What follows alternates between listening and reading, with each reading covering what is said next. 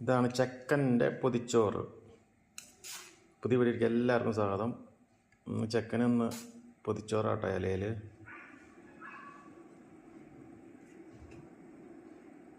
അടുത്തത് കറിയിട്.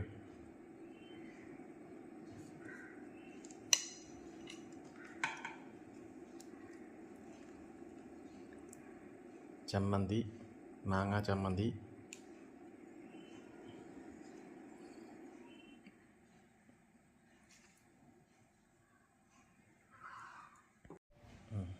അടുത്തത് മുട്ട, താറാവ് മുട്ട പുഴുങ്ങിയത് 2 ആക്കിയത്. അതിൻ്റെ ഗ്രേവി ആട്ടോ മുട്ടയ്ക്കുള്ള. ഇതൊക്കെ ഉച്ചയ്ക്ക് ഇത് തുറന്ന് കഴിക്കുമ്പോൾ എന്തായിരിക്കും ഇതിൻ്റെ നല്ല മണമായിരിക്കില്ല ഇലയുടെയൊക്കെ. നല്ല സുഖമായിരിക്കും കഴിക്കാൻ. ഓക്കെ.